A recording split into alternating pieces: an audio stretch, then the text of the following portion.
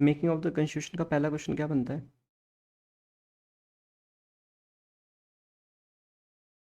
ये भी पढ़ ही लिया है ना, मैं डायरेक्टली पूछूं क्या? चलो, ये कंस्टिट्यूएंट असेंबली का आइडिया किसका था? पढ़ा है यार तुम लोगों ने तो सब। ठीक है, पहले प्रेसिडेंट कौन थे उसके, असेंबली के? ये तो पढ़ा हुआ है यार, सभी ने ठीक ठाक से पढ़ा हुआ है। कंपोजिशन जो था कंस्टिट्यूएंट असेंबली का, वो कैसा था? मतलब सारे इलेक्ट होके आए थे कि नॉमिनेट होके आए थे? हाँ। हाँ ठीक है, बहुत ही ठीक जगह पे तुम लोगों ने पढ़ा है जहाँ पे ज़रूरत थी। और कौन कौन से ऐसे प्रोविज़न थे जो 26 नवंबर को ही लागू हो गए थे? ये वाला क्वेश्चन। संविधान बना 27 नवंबर को तो है ना, और लागू 26 जनवरी को हुआ था। लेकिन कुछ थे जो उसी दिन से लागू हो गए थे। नहीं दिखा लक्ष्मीकांत में? नहीं, आर्टिकल तो दिया ही नहीं है यार, तीन चार चीज़ें दिया है। नहीं वो नहीं, वो सब तो पूरा हो ही गया ना, अब तो अपना हो गया। अपने यहाँ पे हमने कुछ चीज़ों को एट दिस मोमेंट ही लागू कर दिया था। सिटीजनशिप हो गए, इलेक्शन हो गए, और एक और है। ये तीन चार चीज़ें एट द मोमेंट जो है वो लागू हुआ था। और ये पूरे फैक्ट याद कर लिए हैं सारे, कि कैलीग्राफर कौन था, चीफ ड्रॉट्समैन कौन था, और एडवाइज़र कौन था। एडवाइज़र भी आया हुआ है CAPF 2021, पर मैंने दिया था CPF 2021 में आया हुआ है। एडवाइज़र कौन था, याद है? BN राव। जब दोनों पता होता है तब कन्फ्यूजन आती है, क्योंकि अब हमने इससे पहले देख लिया है कि MN रॉय कौन था। MN रॉय ने क्या दिया था? ये सजेस्टेड, सजेस्ट किया था ना उसने। हाँ। और इसका एडवाइज़र जो था, क्या नाम है, जो वो बना था हमारी असेंबली में, उसका एडवाइज़र था BN राव। अब राव राव राव राव आप कंफ्यूज हो गए। ठीक है, इसलिए दोनों को ठीक से याद कर लेना है, किसने सजेस्ट किया था। और जो हमारा कॉन्स्टिट्यूशन बन रहा था, उसमें एडवाइज़र का रोल बनाया था, दिया था BN राव ने। ठीक है। चीफ्स ड्राफ्ट्समैन शायद KM मुंशी थे। ये सारा लक्ष्मीकांत में है, यही आपका फोकस एरिया है, यहीं पे आपको देखना है। ठीक है। कमिटी लक्ष्मीकांत में दिया हुआ 8 मेजर कमेटी हैं, बहुत सारे माइनर हैं। You need not remember these minor committees, but you must remember these 8 major committees along with the president. किसी ने याद कर लिया है 8 मेजर कमेटी? बहुत बढ़िया भाई। ड्राफ्टिंग कमेटी के चेयरमैन थे, सभी को पता ही है। और 7 मेंबर्स थे, मेंबर्स भी याद कर लिए हैं, मेंबर्स भी याद कर लेना है। ठीक है, फिर मैं लक्ष्मीकांत डायरेक्टली दिखा देता हूँ। और इसमें आप लोगों को उसमें डेट भी दिखा हुआ है, नेशनल फ्लैग कब अडॉप्ट हुआ है, नेशनल एंथम, नेशनल सॉन्ग। और ऑब्जेक्टिव रेजोल्यूशन की भी दो डेट होगी, पहली जब उन्होंने मूव की, और दूसरी जब उन्होंने, जब जो है फाइनली अडॉप्ट हो गया। दोनों डेट याद होनी चाहिए ये भी। क्या कॉन्स्टिट्यूशन असेंबली की पहली मीटिंग कब हुई? बहुत ही स्टैटिक क्वेश्चन है, लेकिन आ जाता है ये, उसमें तो आ ही जाता है, एफकेट में भी आ जाता है डायरेक्ट। छोटा क्वेश्चन है। 6 दिसंबर है शायद, या 9 दिसंबर है, ऐसा कुछ है। ठीक है, उसमें दिया हुआ है। और स्टेटमेंट बेस्ड क्वेश्चन में क्या आ सकता है, कि जो कंस्टिट्यूएंट असेंबली थी, उसमें जो वो थे, क्या all section of the society के मेंबर्स थे? हिंदू, मुस्लिम, सिख, ईसाई, पारसी एंड वुमेन। तो हाँ, सभी थे उसमें। ठीक है। और क्या गांधी जी भी थे इसका पार्ट? गांधी जी नहीं थे। हाँ, गांधी जी इसके पार्ट नहीं थे। ठीक है। वाइस प्रेसिडेंट कौन थे इसके, ये जो असेंबली थी कंस्टिट्यूएंट असेंबली के वाइस प्रेसिडेंट कौन थे, जिसमें कितने मेंबर्स थे? 389। 296 इलेक्टेड हैं शायद, 93 प्रिंसली स्टेट्स वाले हैं। वो जब तक अभी कौन अपने स्टैच्यू ऑफ यूनिटी किस पे बना हुआ है? नाम क्या है उनका? हाँ, वल्लभ। हाँ हाँ हाँ, वही पटेल साहब। तो उस टाइम तक जब ब्रिटिश छोड़ के गए, तो सारे प्रिंसली स्टेट्स थे ना, उनको इन्होंने ऑप्शन दे दिया था कि मन करे चाहे पाकिस्तान के साथ जुड़ जाओ, मन करे तो भारत के साथ जुड़ जाओ, मन करे तो इंडिपेंडेंट रहो। तो अपने पटेल साहब ने सबको समेट के पूरा भारत एक किया, इसीलिए स्टैच्यू ऑफ यूनिटी नाम भी है। तो प्रिंसली स्टेट्स को भी जोड़ जोड़ के पूरा भारत में हमने ऐड किया। हमने क्या, पटेल साहब ने किया। ये स्टेटमेंट वाले क्वेश्चन बन सकते हैं इसमें। हाँ, वाइस प्रेसिडेंट दो थे, वाइस प्रेसिडेंट दोनों के नाम याद कर लेना है। इन सब की डेट, कितने सेशन हुए थे, 11। और ये सारी आसान चीज़ें ही हैं, इसमें कुछ ऐसा टफ नहीं है, बस यही है कि आपको दोबारा पढ़ते रहना है ताकि भूलो मत। कैलीग्राफर इंग्लिश का भी और हिंदी का भी, इंग्लिश में किसी ने लिखा है और उसको हिंदी में फिर किसी और ने लिखा है ना। अब हम देख लेते हैं लक्ष्मीकांत। ये रहा मेकिंग ऑफ द कॉन्स्टिट्यूशन। सबसे पहला क्वेश्चन बनता है यहाँ से, ये रहा, M N Rao, he has put forward for the first time, क्या चीज़, आइडिया।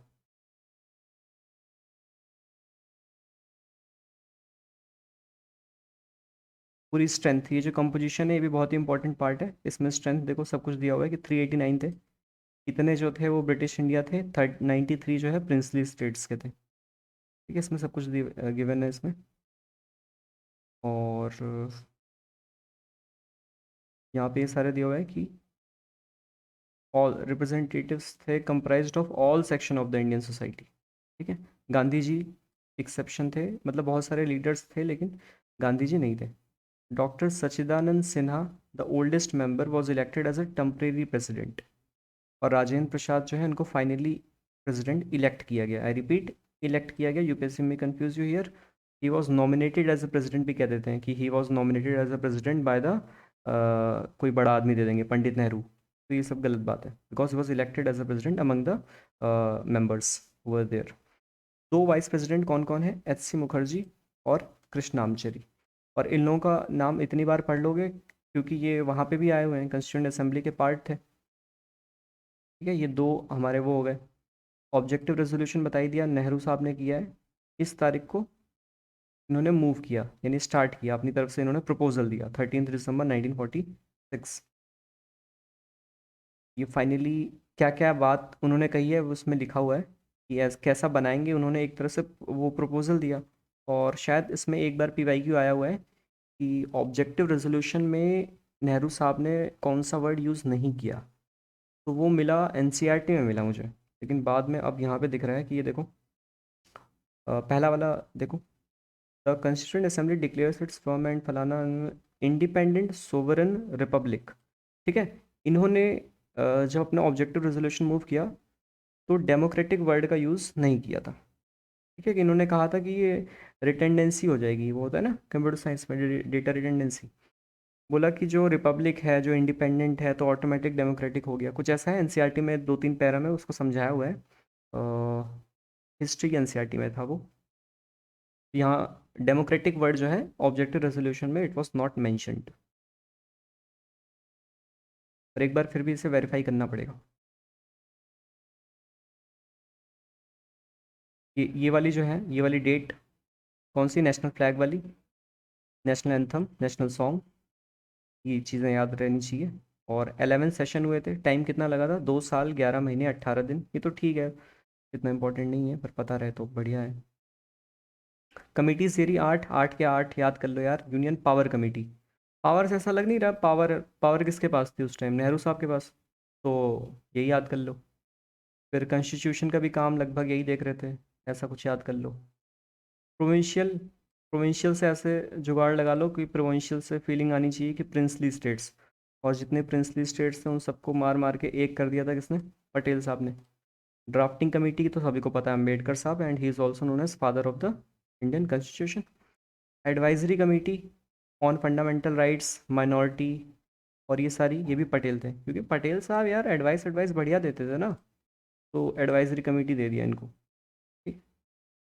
और कौन से है, फंडामेंटल राइट सब कमेटी, ये इतना इंपॉर्टेंट नहीं है पर ये भी याद कर लो। J B Kripalani, fundamental right मांग कर रहे थे यार, कृपा करके मेरे को फंडामेंटल राइट दे दो यार, दे दो यार, तो कृपलानी जी को दे दिया। ठीक है। ठीक है, excluded and partially excluded, excluded excluded आ रहा है, तो ये थक गए थे ये हमारे, थक कर, ये भी थक कर, ये थक गए, बोले हमको एक्सक्लूड कर दो, हमको रेस में नहीं खेलना है। ठीक है, ऐसे अपने अपने जुगाड़ लगा के इनके जो भी चेयरमैन है वो याद कर लो। और स्टीयरिंग कमेटी बहुत पूछा जाता है यार, स्टीयरिंग कमेटी राजेंद्र प्रसाद हैं, और कोई कमेटी तो नहीं है ना इनके पास। ठीक है, ये इंपॉर्टेंट है, इसमें यूनियन पावर कमेटी आया हुआ है। अच्छा, इसमें जब आता है, हाँ रूल्स ऑफ प्रोसीजर, अच्छा ये भी राजेंद्र साहब हैं, ठीक है, ये भी याद कर लो यार अच्छे से। इसमें क्या है कि कहीं पे तो आया हुआ है मैच द फॉलोइंग में, और स्टीयरिंग कमेटी भी कई बार मैंने देखा है, ये सारी चीज़ें। माइनॉरिटी कमेटी इतना इम्पोर्टेंट नहीं है, लेकिन अगर किसी के पास टाइम हो तो याद कर लेना, वरना माइनॉरिटी मत याद करना इतना, मतलब इतना फोकस नहीं करना है आपको। ये रहे, ये इंपॉर्टेंट है, ड्राफ्टिंग कमेटी की ये जो मेंबर्स हैं ना, 7। अम्बेडकर साहब चेयरमैन हो गए, एक है अयंगर, एक है Iyer, doctor K M Munshi is very important, क्योंकि ये क्या थे, कैलीग्राफर भी शायद यही थे ना। और ये सैयद मोहम्मद सदुल्ला माधवराव कृष्णामचरी, कृष्णामचरी कहीं अभी नाम हमने सुना है, कौन है कृष्णामचरी? दूसरे कौन से हैं? दो थे ना। मुखर्जी, एच सी मुखर्जी, रानी मुखर्जी के पिताजी को याद कर लेते हैं, ठीक है? और अच्छा, ये जो ड्राफ्टिंग कमेटी थी, ये कितने टाइम बैठी? 141 दिन में इन्होंने सारा ड्राफ्ट वाफ्ट जो भी है सारा तैयार करके दे दिया कि ले भाई, हो गया हमारी तरफ से। अच्छा, ये आप लोगों को पता है, ये लेट में किसी ने हिस्ट्री पढ़ी होगी तो पता ही होगा उसे, कि जब 26 नवंबर को संविधान बन गया, तो क्या वजह थी कि 26 जनवरी को हमने लागू किया? मतलब ये 3 महीना रुके क्यों थे हम?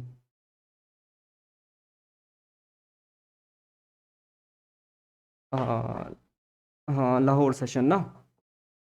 हाँ, जब आज़ाद नहीं हुआ था तो उससे पहले ही हम थोड़ा सा ऐसा मानने लगे थे कि आज से जो लाहौर सेशन है, जहाँ पे हमने पूर्ण स्वराज की मांग की थी, उस सेशन में, तो ऐसा डिसाइड कर लिया था कि हम आज की डेट को, यानी कि 26 जनवरी 1929 को उन्होंने ये डिसाइड किया कि अब हम हर साल एक अपनी तरफ से एक स्वतंत्रता दिवस जैसा मनाएंगे। तो उस हिस्टोरिक डेट को हम भूल ना जाएं, क्योंकि वो लोग पहले से ही आज़ादी मना रहे थे एक तरह से, जबकि आज़ाद अभी हम हुए नहीं हैं। तो उसी दिन लागू करने का फैसला किया गया ताकि हम वो डेट भूलें नहीं। तो instead of enacting the same on 26 November, we have enacted this on 26 January 1950। ये ये दोनों जगह मिल जाएगा, लक्ष्मीकांत में भी और उसमें।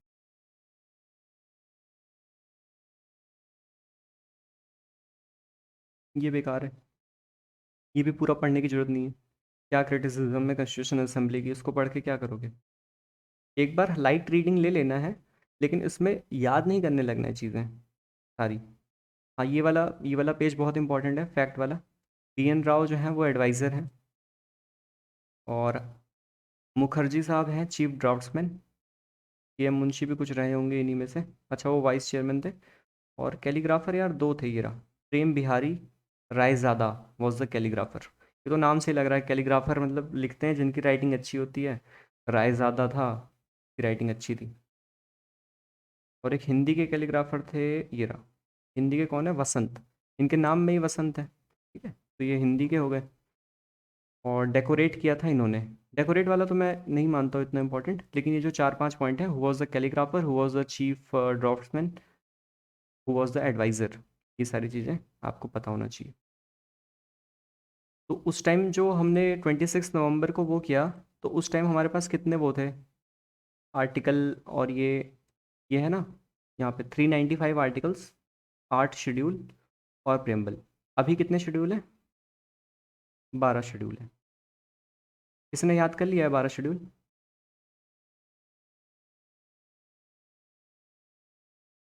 और 25 पार्ट, किसी को याद है 12 शेड्यूल?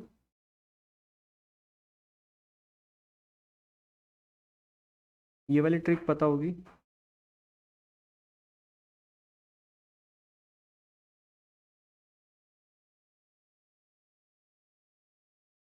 ठीक है, टीयर्स ऑफ ओल्ड पीएम।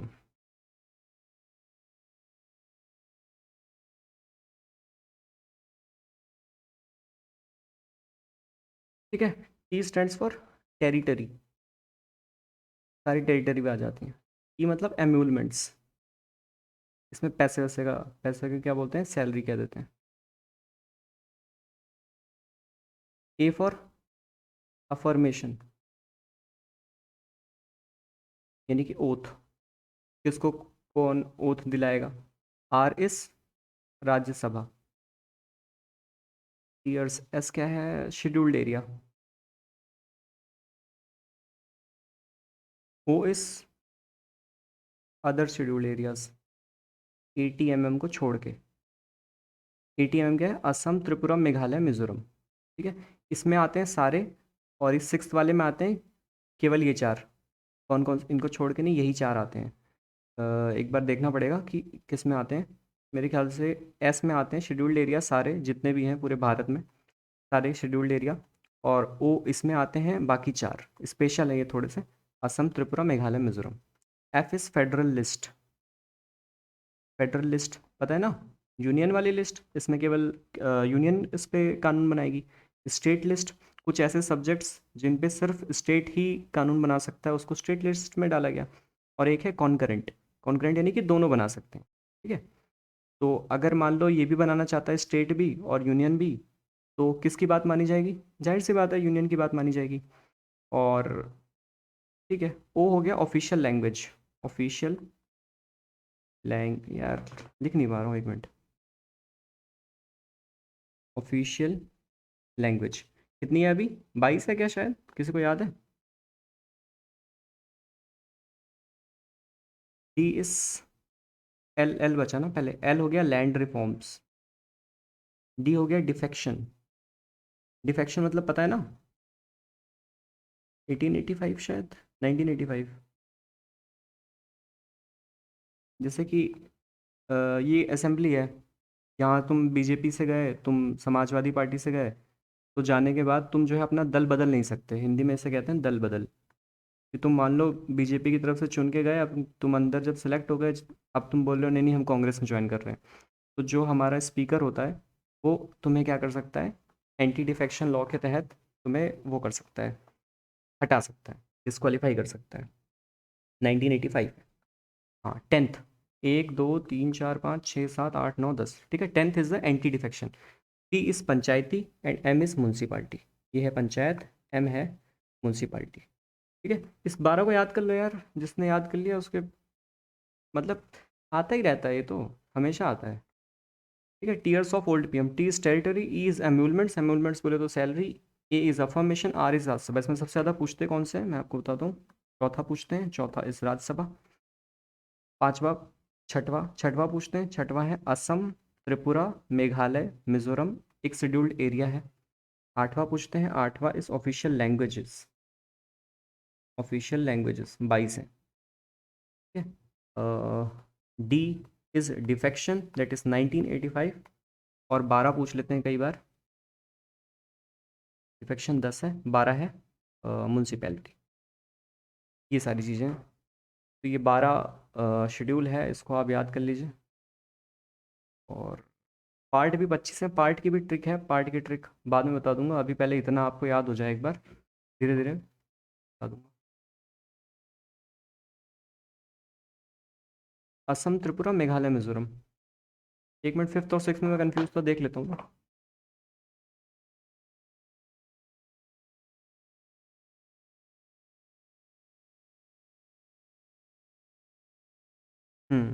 ठीक है, जो भी बताया सब सही है।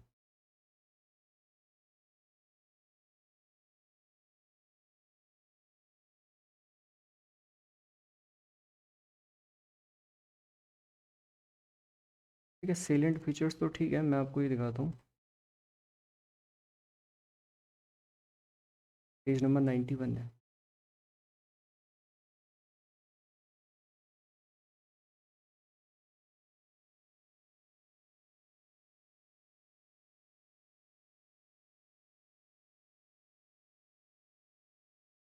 ठीक है, ये दिख रहा है ना शेड्यूल? ठीक है, पहला शेड्यूल देखो क्या है, टेरिटरी का पूरा काम है इसमें। सेकंड शेड्यूल क्या है?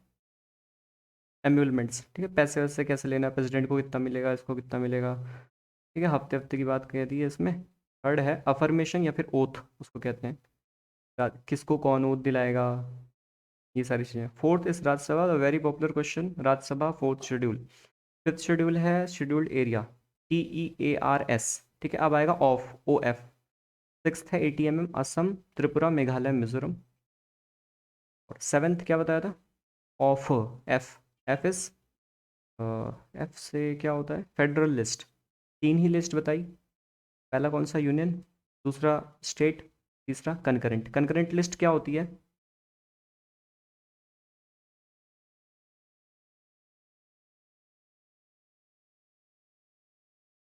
इस पे दोनों लोग बना सकते हैं, but in case of ambiguity या दुविधा किसका प्रिवेल कर जाएगा? यूनियन का। काफ़ी विवाद भी होता है कि यार ये कनकरेंट वाला सिस्टम ही ख़त्म कर दो, ऐसे भी मांग करते हैं लोग। और एट शेड्यूल में लैंग्वेज है। लैंग्वेज में देखो, सबसे जो बाद में ऐड हुई है, लैंग्वेज में तीन चीज़ें ऐड हुई है। सिंधी ऐड हुई है बाद में, ये बाद में ऐड हुई है चार। और सबसे लेटेस्ट जो ऐड हुई है वो है हाँ, सबसे लेटेस्ट जो चार लैंग्वेज ऐड हुई हैं वो कौन सी है, ये क्वेश्चन आता है। ऑफिशियल लैंग्वेज का शेड्यूल क्या हुआ? ऑफिशियल लैंग्वेज, ऑफिशियल लैंग्वेज का शेड्यूल कौन सा है? एट्थ है। इसमें कितनी लैंग्वेज है? 22, है ना। सबसे लेटेस्ट लैंग्वेज कौन सी ऐड हुई है, ये क्वेश्चन आ जाता है कि which among the following was not added recently. तो वो है BDSM। ठीक है। बोरो, डोगरी, सेंथली, मैथिली। ठीक है, ये 50 शेड्स ऑफ ग्रे में भी देखने को मिलता है। ये रहा बोडो, डोगरी, मैथिली, सेंथली। ठीक है, ऐसे आप याद कर सकते हो, नहीं तो चाहे जैसे याद कर लो, याद होना चाहिए। नाइन्थ शेड्यूल इस क्या था? Land reforms. Tenth is defection. ये रहा डिफेक्शन। दल बदल नहीं सकते हैं, इसके रूल हैं कि कैसे बदलेंगे, ये सब हम धीरे धीरे आगे पढ़ लेंगे। और 11th इस पंचायत एंड 12th इस म्यूनसिपैलिटी। ठीक है, ये 12 थे, ये ट्रिक थी टीयर्स ऑफ ओल्ड PM।